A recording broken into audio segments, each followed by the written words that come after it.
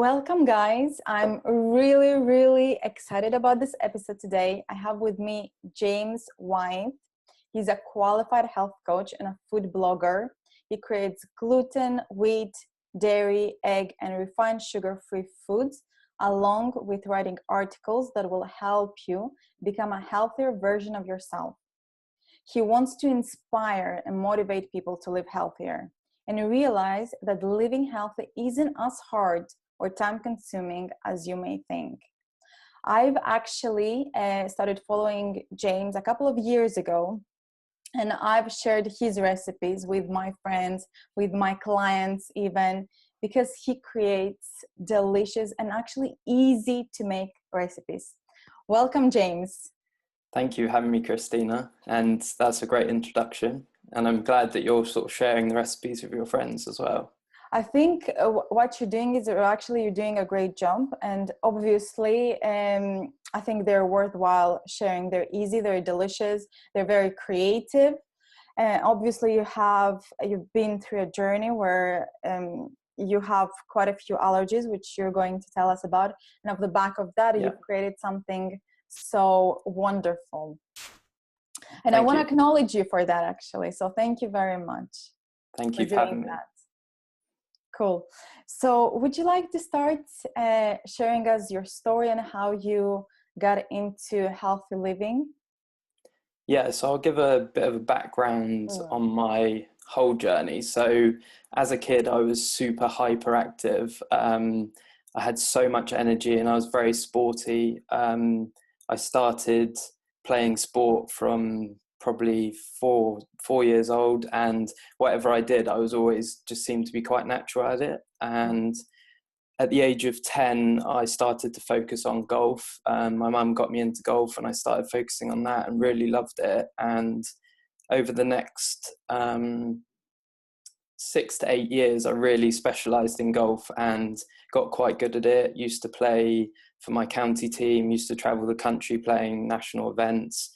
And yeah, just full of energy. And at the age of 21, so about 7.5, 8 years ago, my journey completely changed. I woke up one morning and just felt terrible. I was sick for about 2 weeks straight, and I had no idea what was going on. And it felt like food poisoning to me, so I thought that I would just get better. And over the next few months, just nothing really changed, and I just wasn't getting any better. And I kept pushing myself, obviously, because you always sort of assume that you're going to get better. And over those few months, I just wasn't improving, and I pushed myself, and I went on holiday with my parents, and I kept pushing myself and got back, and I completely crashed. I was in bed, I couldn't talk, I wasn't eating, I just wasn't me at all. And my dad and my parents were just like, this was enough. And my dad had to physically carry me into the doctor's. And I remember the doctor talking to me, and he was asking me loads of questions, and the only word I could say was ambulance. And so they rushed me in for a suspected brain tumor. And I was in hospital for 2 weeks straight and had every test you could imagine, and everything was fine. And I just was feeling terrible. They said that I was okay and that I needed to go home and rest. So I went home, rested, and for the next 6 months, I was awful. I was in bed in a dark room. I wouldn't even have people around me because I couldn't hold a conversation over a sentence. And I couldn't stand up, I couldn't watch TV, I couldn't look at my phone even. I had absolutely no energy at all. And like I said about my childhood, I was so energetic. And it was about the 6th month mark where my mum was doing so much research, and she got a nutritionist to come and visit me. And she used to come to my house and sit on the end of my bed, and I couldn't even talk at this point. And my mum would have to talk for me. And she said that I needed to cut out gluten and dairy straight away to see if it helped. So we did that, and I was taking supplements. I started on such small doses of supplements because I was so scared. In hospital, I had allergic reactions to everything that they gave me. So we started slowly. I cut out gluten and dairy, and over the next sort of 6 months or so, I just slowly started to improve bit by bit. Nothing was fast at all. And it was about the year mark where I first went outside after being bedbound for that year. And it just felt crazy. Like, I can't even describe. When you go outside after such a long time, it feels like the world is huge. And so I would build myself up slowly, walking down to the bottom of the drive, walking back, which was 10 meters each way. And then over the next few months, I would go to the shop, go to a local Tesco or something like that, and walk around, and it was just felt so weird to me. It was like learning all over again. And so I slowly built myself up. It was about the 2-year mark where I started feeling a little bit better, and me and Louisa, who is now my fiance, we decided to move into an apartment together in Bournemouth.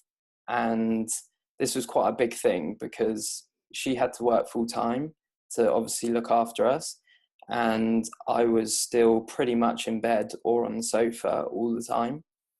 But I had to cook for myself now, and I had to cook gluten and dairy free meals with absolutely limited energy.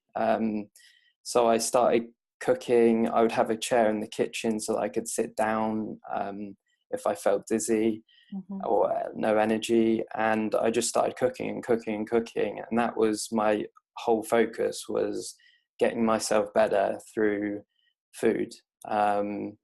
And over the next 3 years of pretty much being housebound, I taught myself completely how to cook, what worked, because when I was sort of 18 to 20, I loved food, but I didn't have any clue like I do now. So it was completely self-taught, and about the 3 or 4 year mark, people started saying that I needed to share my journey and what was going on. So it was 2 years, August 2016, I opened my blog, but I started planning it in January 2016. And because it took me 6 months to really have the energy to sort of build it up and do it day by day, little recipes, bit by bit. And yes, it took 6 months to build it. I started in August 2016, and it really started to kick off, and it is where it is now. It's pretty crazy. It's been an amazing journey, and I really enjoyed sharing what's got me here, really.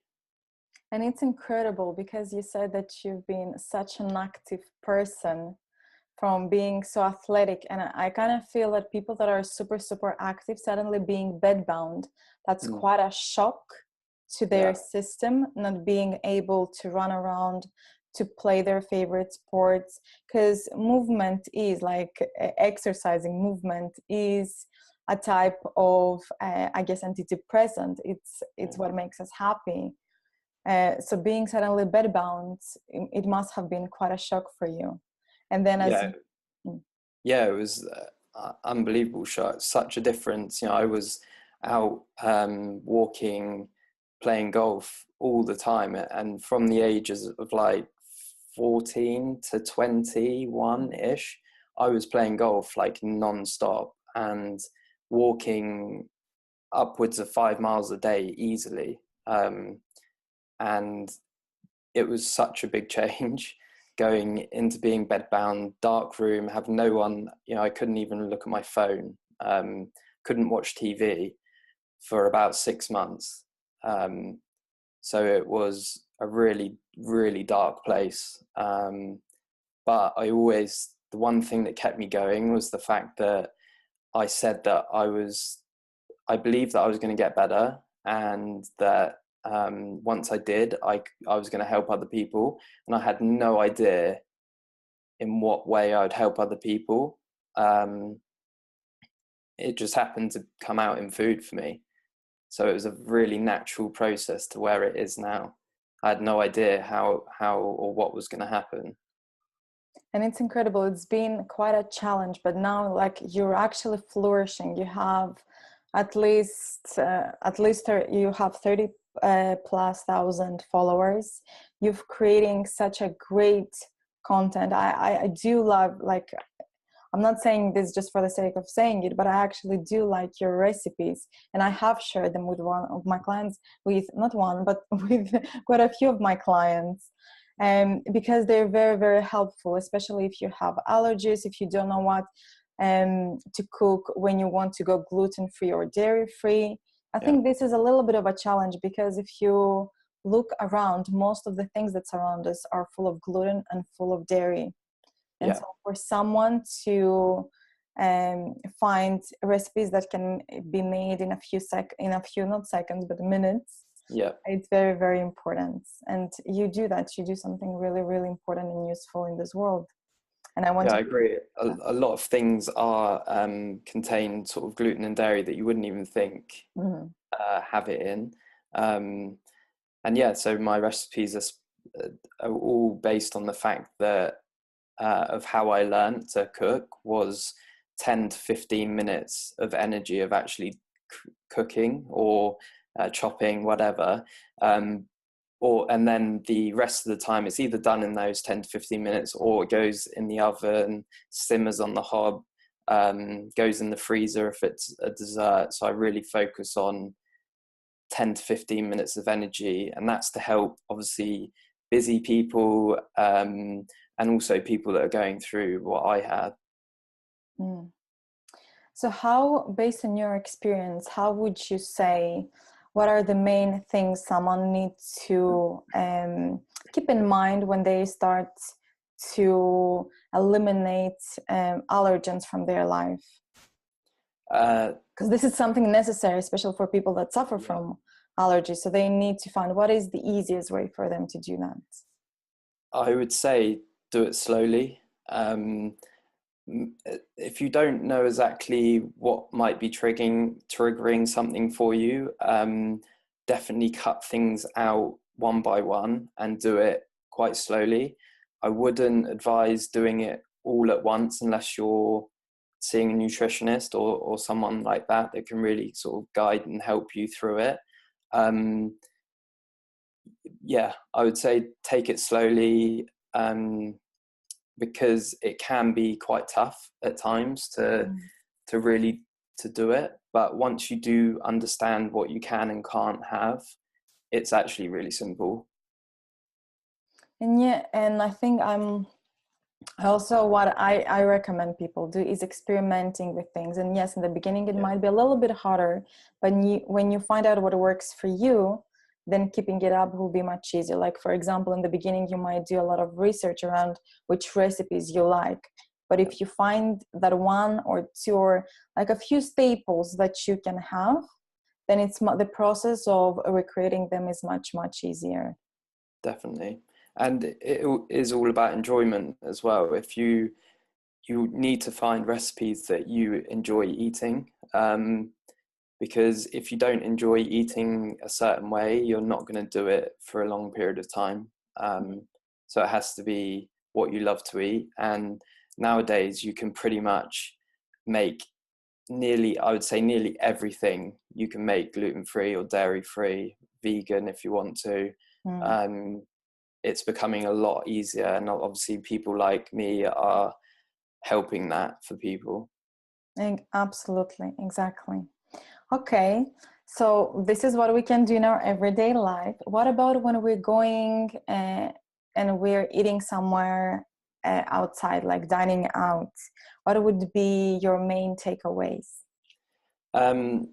Obviously I don't eat out all that much anymore because I'm at home sort of creating recipes and helping people, but it's confidence is really important. Knowing, sort of doing research, knowing where you can go. Chain restaurants are a lot better at this now. Obviously the regulation came in, I think a couple of years ago, where they have to give you an allergen guide now.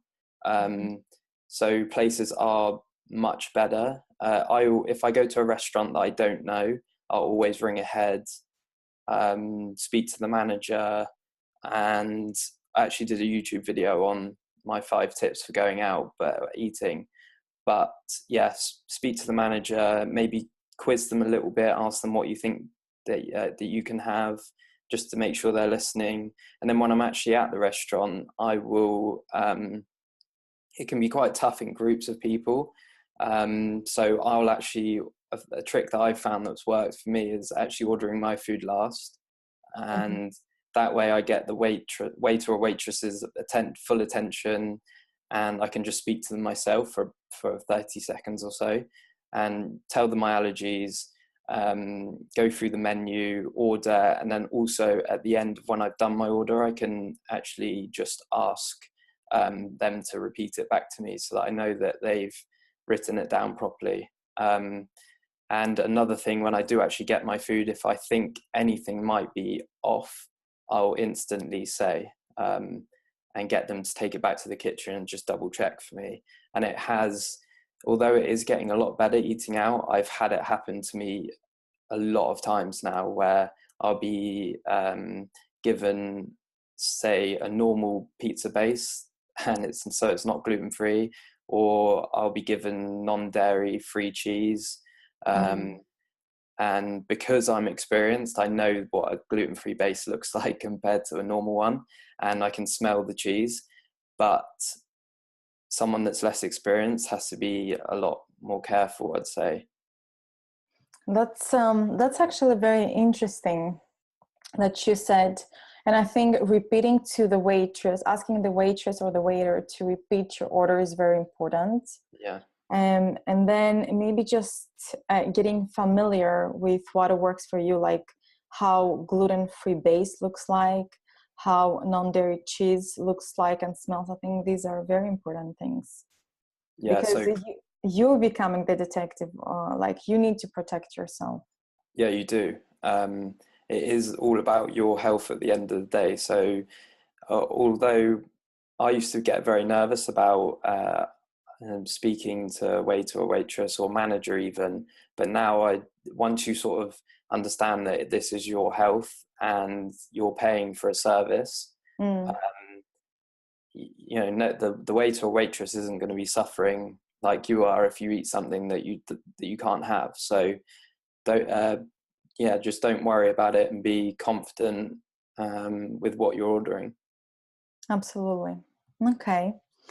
You've recently been to Italy. Yeah. Also, you traveled. So, and when we connected, I said, is it possible for you to share your tips on how to stay healthy and also make sure that you're still in line with your health goals while traveling? Yeah. So, I recently went to Italy for a friend's wedding, and a few things that I do when I go away is I often try and stay in an Airbnb nowadays, because I know that I have my own kitchen and my own space, so that I can basically make my own food. I don't have to rely on a hotel or restaurants. So if I can, I'll try and get an Airbnb. And we actually stayed in an Airbnb in Italy with a couple friends. And but if I am staying in a hotel, I will go on TripAdvisor. I will search terms. So you can actually go in TripAdvisor and search, say, gluten-free, and it will give you all the reviews where someone has mentioned gluten-free. So that is the one thing that I really do if I'm going to stay in a hotel. And all my research actually goes not on so much the hotel or the rooms or what other people go by. I always go on the reviews on the food, specifically if they'll cater to people that have allergies like me. But when I'm traveling, I'll always make sure that I have things with me that I can eat. One of my favorites is actually baby food, which seems silly, but it's saved me on numerous occasions in airports now, where I'll search. Not, as you know, in most airports, especially the UK is quite good now, but other countries, it will basically be junk food. Like there's literally nothing, that it will be full of gluten and dairy everywhere, or sweets. So baby food has actually saved me. The little sachets, I take those with me to give me some energy. I also take gluten-free oats away with me. I do, or gluten-free bread, one or the other, or sometimes both, so that I know that there's something there for me. And actually, Italy, I took some brown rice pasta away with me, Nice. just for an emergency. And we, my friends that I was staying with, are sort of laughing at me, but we actually ate it the first day. So Okay, that so was they good. loved So, it. yeah, so they actually loved it in the end. Yeah. But it's thinking ahead, really. You just have to plan a little bit more than you would normally. Do research, restaurants, yeah. And when you're walking around, in Italy, it's actually quite tough. But I just sort of look at the menus and see where I can get some plain fish or meat, and vegetables, really, because most places do that. Mm, that's very true. What I found in Italy, actually, I think it's in more countries. It's a little bit more challenging than in the UK to find gluten-free and dairy-free and sugar-free Yeah. foods. I think in the UK, because there's so much awareness, it's much easier to find those things. And now in the airports, there's a lot of restaurants that help out. While in foreign countries, it's a little bit more challenging. So you're right, you need to do your research in advance. You need to be prepared. You need to carry your own stuff. And try and find and do more research on restaurants. So try and find restaurants that actually will have what you're looking for, or some simpler stuff. I mean, the whole market has changed so much. So I've been gluten dairy free for probably 7.5 years. And in that time, the market and awareness has changed insanely. It's ridiculous. Like they used to have a few items in the supermarket, and now you've got whole aisles dedicated to free from. So although I wouldn't say they're necessarily healthy,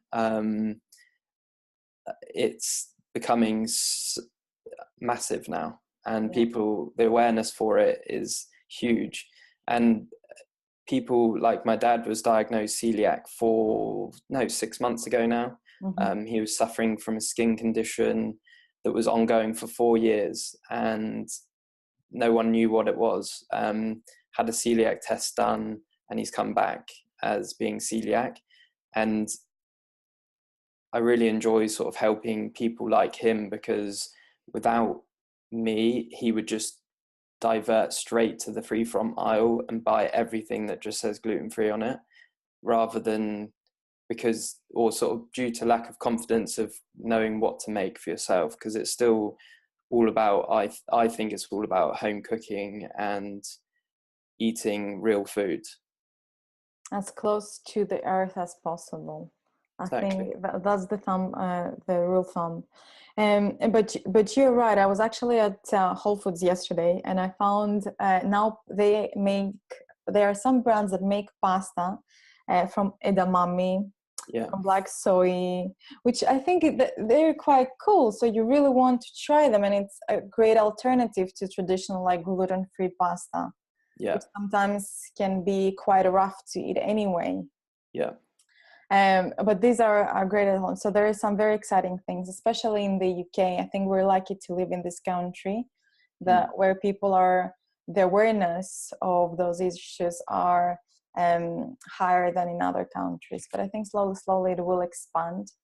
But for now, we need to be pre-prepared for everything. Yeah, no, it all comes down to preparation and planning ahead for this. But yeah, like you said, the UK is amazing for it at the moment, and awareness is only going to get bigger for it. So James, I wanted to ask you another thing, which is, do you have any books you would recommend around allergies that you think it would be interesting for people to start looking into, or people that want to find out more about allergies to read?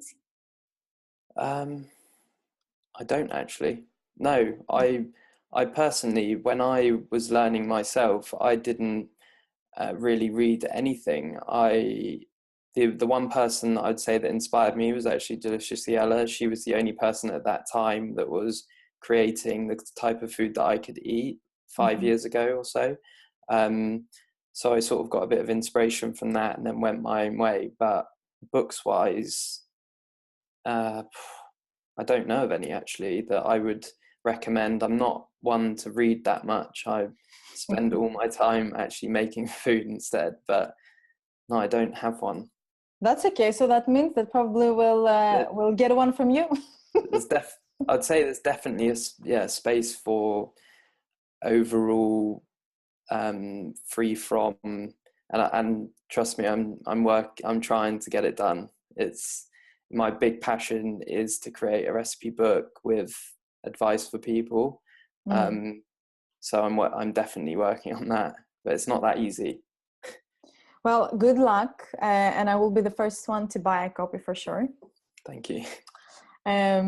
Cool. Thank you so much, James. Thank you for having me. Thank you so much for being here. It's lovely to connect with you. Thank you so much for sharing your knowledge and for sharing your journey, and also for doing your best to help out other people too in their journey to health. Thank you. Thanks for having me, and I really hope this can sort of help other people. Absolutely. I'm sure it will.